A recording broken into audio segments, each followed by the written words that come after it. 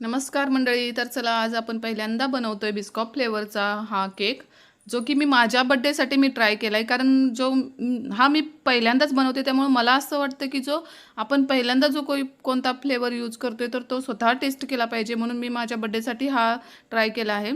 आणि तुम्ही बघू शकता मी बिस्कॉप स्प्रेड जे आहे ना, जे आत्ता टाकलं ते सुद्धा मी घरी बनवलेलं आहे. मला इथे कुठे भेटलेलं नाही.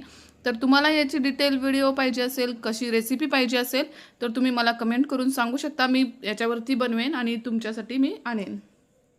तर मी केक पूर्णपणे बनवून घेतलेला आहे, म्हणजे आयसिंग करून घेतलेला आहे. तुम्ही बघू शकता. फिनिशिंग पण केलं आहे. केकला फिनिशिंग खूप छान येणं गरजेचं आहे. त्याशिवाय केक पूर्णपणे छान दिसत नाही. केकचा लूक छान दिसत नाही आहे. तर तुम्ही बघू शकता.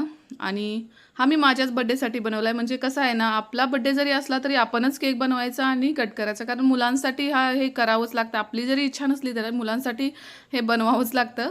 तर माझ्या पण बाबतीत ही अशीच गोष्ट घडली. तर बघा मी वरून सुद्धा थोडंसं बिस्कॉप स्प्रेड पातळ केलं, पण ते जरा जास्तच पातळ झालं. तरी पण खूप छान केक जमलेला आहे. तुम्हाला आवडतोय का तुम्ही सांगू शकता. आणि पूर्ण केकवरती मी ते यूज केलेलं आहे आणि खूप टेस्टी हा केक लागला. त्यामुळे छान वाटलं.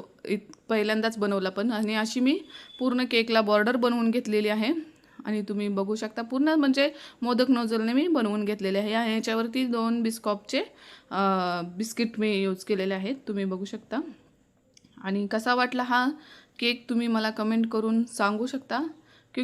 कारण मी पहिल्यांदाच बनवलं आहे ना, त्यामुळे कमेंट करून तुम्ही सांगू शकता. आणि तुम्हाला अशाच नवीन नवीन फ्लेवर ट्राय करायचे असतील, बघायचे असतील, तर तुम्ही चॅनलला सबस्क्राईब करा. आणि व्हिडिओ आवडला असेल तर लाईक, शेअर आणि कमेंट करा. थँक्यू.